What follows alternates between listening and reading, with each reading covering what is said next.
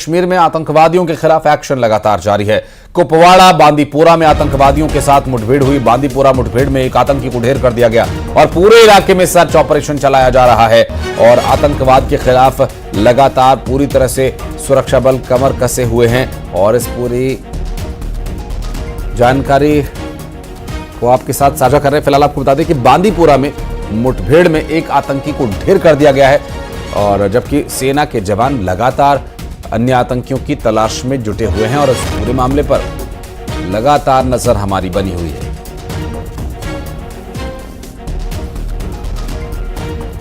आपको बता दें कि बांदीपुरा मुठभेड़ मामले में मिल रही है जानकारी कि एक आतंकी को उसके अंजाम तक पहुंचा दिया गया है।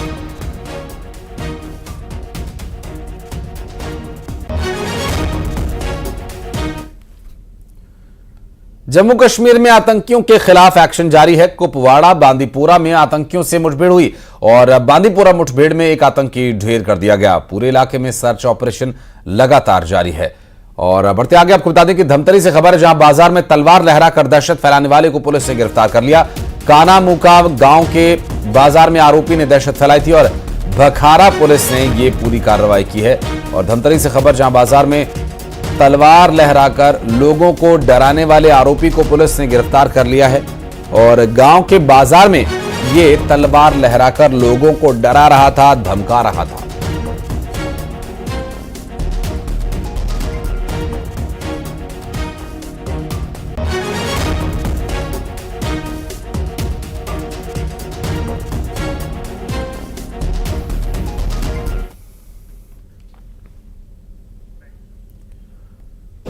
और बड़ी खबर धमतरी से, जहां कबाड़ी से 4 टन चोरी का सरिया बरामद किया गया और कबाड़ी सहित 6 लोगों को पुलिस ने गिरफ्तार कर लिया है और आरोपी से 10,000 कैश भी जब्त किया गया।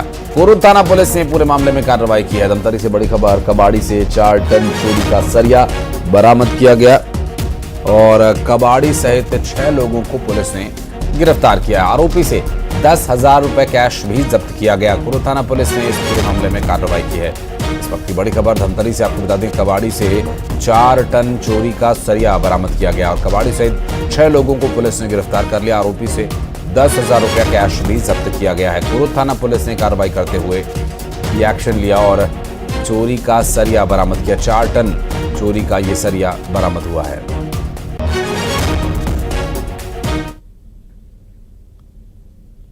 और रीवा संभाग के 9 जिलों में पिछले 5 महीने में लगभग 2,000 बच्चों की मौत हुई है, जो प्रदेश की स्वास्थ्य सेवाओं पर गंभीर सवाल खड़े करता है। दरअसल इस अवधि में रीवा में 545, सतना में 431, शहडोल में 378, सीधी में 238, सिंगरौली में 154, उमरिया में 134 और अनूपपुर में 112 बच्चों की जान गई।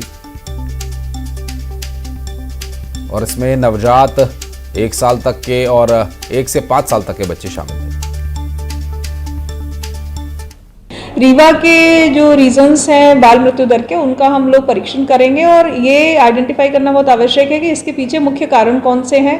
कोई अपना ऐसा क्षेत्र विशेष है जहाँ पर इस तरीके की संख्या ज़्यादा बढ़ी हुई है, तो उसको लेकर के फिर उसके अनुसार ही रणनीति बनाई जाएगी। और आने वाले समय में हम लोग प्रयास करेंगे कि बाल मृत्यु दर साथ ही मातृ मृत्यु दर, इसमें जितनी अधिक से अधिक कमी लाई जा सके, इस बात पर पूरा फोकस रहेगा। और राजनांद गांव में 20 डॉक्टर्स ने एक साथ इस्तीफा दे दिया। मेडिकल कॉलेज अस्पताल के डॉक्टर्स ने यह इस्तीफा प्रदेश सरकार के नए आदेश के विरोध में दिया है। दरअसल निजी अस्पतालों में प्रैक्टिस पर रोक के विरोध में यह इस्तीफा दिया गया। 20 डॉक्टर्स ने पद से इस्तीफा दे दिया। मेडिकल कॉलेज अस्पताल के डॉक्टर्स ने यह इस्तीफा दिया और प्रदेश सरकार ने जो नया आदेश जारी किया उसका विरोध यहां जताया जा रहा है।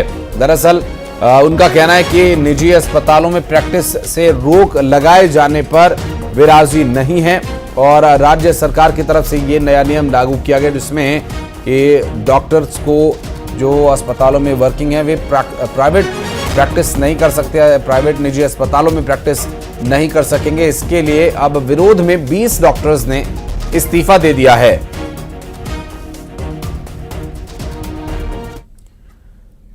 छत्तीसगढ़ में निकाय चुनाव के लिए अध्यादेश जारी कर दिया गया। राज्य सरकार ने अध्यादेश जारी किया।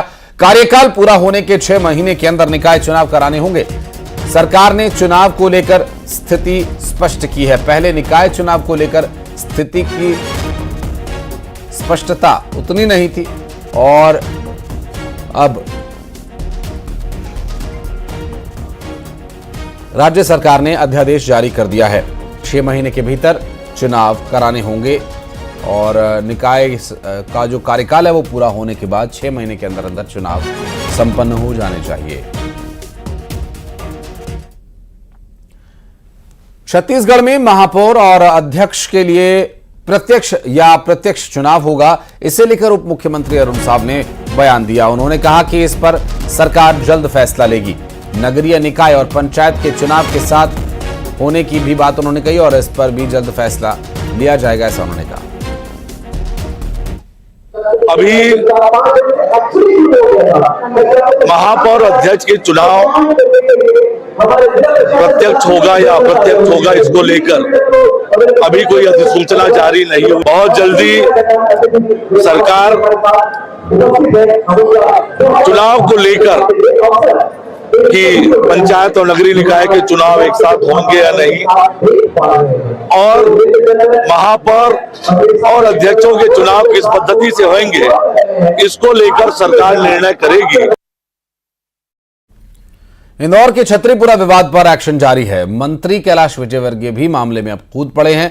उन्होंने इंदौर का माहौल बिगाड़ने वालों को उल्टा लटका देने की चेतावनी दी और विजयवर्गीय की इस चेतावनी के बाद पुलिस भी एक्शन में नजर आ रही है। फिर मैं भी देखूंगा कि इंदौर में कौन अशांति फैलाता है। मेरे हाथ लग गए ना तो उल्टा लटका के शहर में घुमाऊंगा। इंदौर के छतरीपुरा में दीपावली के पटाखों पर पथराव करने वालों को, शहर का माहौल बिगाड़ने वालों को मंत्री कैलाश विजयवर्गीय की ये चेतावनी है। कल कैलाश विजयवर्गीय ने दंगा करने वालों को उल्टा लटका देने की बात कही थी और आज वो छतरीपुरा विवाद के पीड़ित परिवार से मिलने पहुंचे। कैलाश विजयवर्गीय के पहुंचने पर इलाके में जय श्री राम के नारे भी लगे। पीड़ित परिवार से मिलकर उन्होंने हर संभव मदद का भरोसा दिलाया है। छतरीपुरा की घटना को लेकर कैलाश विजयवर्गीय ने क्या कहा था, ये भी सुनिए। मैं अभी देख रहा हूँ प्रशासन काफी सक्रिय है और प्रशासन कार्रवाई करेगा और यदि इसमें सही चेहरे आइडेंटिफाई नहीं हुए तो फिर मैं भी देखूंगा कि इंदौर में कौन अशांति फैलाता है। मेरे हाथ लग गए ना तो उल्टा लटका के शहर में घुमाऊंगा। इस शहर में कोई अशांति नहीं फैला सकता है।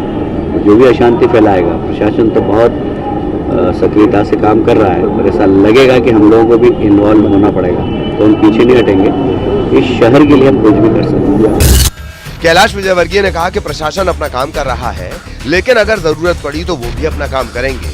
प्रशासन भी छतरीपुरा विवाद पर लगातार एक्शन में है। विवाद में एक और एफआईआर दर्ज की गई है। 50 से ज्यादा लोगों की भीड़ पर तोड़फोड़, पुलिस आदेश के उल्लंघन का केस दर्ज किया गया है। एएसआई की शिकायत पर छतरीपुरा थाने में एफआईआर दर्ज की गई है। वीडियो फुटेज सीसीटीवी के जरिए आरोपियों की पहचान की जा रही है। पुलिस ने पूरे प्रकरण को बड़े संजीदगी से लिया, शांति स्थापित की। पूरे क्षेत्र में लोगों के बीच में जाके हम लोग लगातार संवाद कर रहे हैं। पूरे जो जिस जगह घटना हुई उस पूरे क्षेत्र में शांति है। अभी तक इस पूरे प्रकरण में 8 लोगों को हमने अभी तक हिरासत में ले लिया है और सीसीटीवी फुटेज खंगालने के बाद जो उनकी जो एक्ट है उसको संजीदगी दिखाते हुए उन दोनों के खिलाफ हमने रासुका एनएसए का प्रकरण तैयार करके उनको जो वारंट जारी करके उनको जेल दाखिला कराया है। छतरीपुरा में 1 नवंबर को 2 पक्षों में विवाद हुआ था। बच्चे के पटाखा फोड़ने पर ऐसा विवाद हुआ कि लोग सड़कों पर आए थे। भीड़ ने जमकर पथराव, आगजनी, उत्पात और उपद्रव किया था। कई थानों की पुलिस को मोर्चा संभालना पड़ा। इंदौर में मस्जिद पर लगे पोस्टर पर भी बवाल हुआ था। कागदीपुरा इलाके में मस्जिद पर पोस्टर लगाया गया था जिसे हिंदू संगठनों ने गजवाए हिंद का पोस्टर बताया था। पुलिस ने पोस्टर को हटवा दिया है। इन घटनाओं पर सियासी माहौल भी गर्म है। पुलिस कार्रवाई कर रही है तो कैलाश विजयवर्गीय उल्टा लटकाने की चेतावनी दे रहे हैं। मिथिलेश गुप्ता, न्यूज़ 18, इंदौर।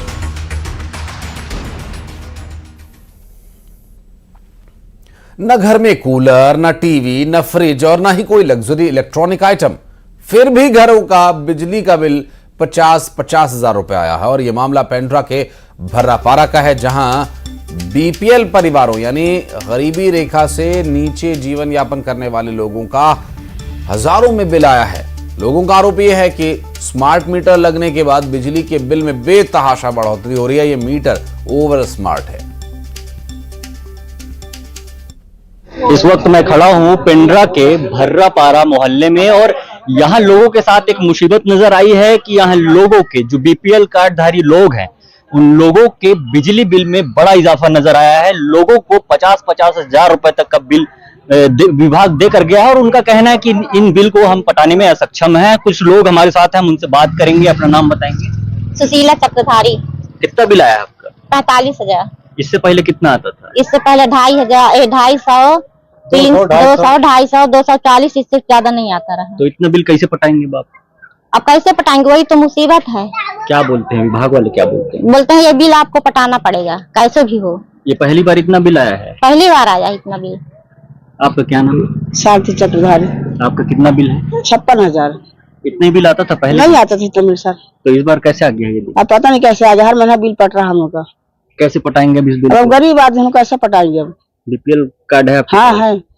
और इतना बिल आने के बाद विभाग से बात की है आप लोग? गए थे तो बोले पटाना पड़ेगा, मीटर जांच कराओ, ये कराओ बोल रहे हैं। इससे पहले बिल आपका कितना रहता था? मेरा 160-200 के अंदर रहता था पूरा बिल। तो अभी आप कैसा करेंगे अगर ये बिल माफ नहीं होता? मैं तो असमर्थ हूँ सर इसको पटाने में। आप देख सकते हैं किस तरह लोग यहाँ इतने बड़े बिल को देखकर परेशान हैं। देखने वाली बात होगी कि बिजली विभाग प्रशासन इस बारे में कैसा कदम उठाता है और इन समस्या को किस तरह से दूर कर पाता है। और खबरें आगे भी जा रही हैं। वक्त एक बहुत छोटे से ब्रेक का, जल्द लौटते हैं।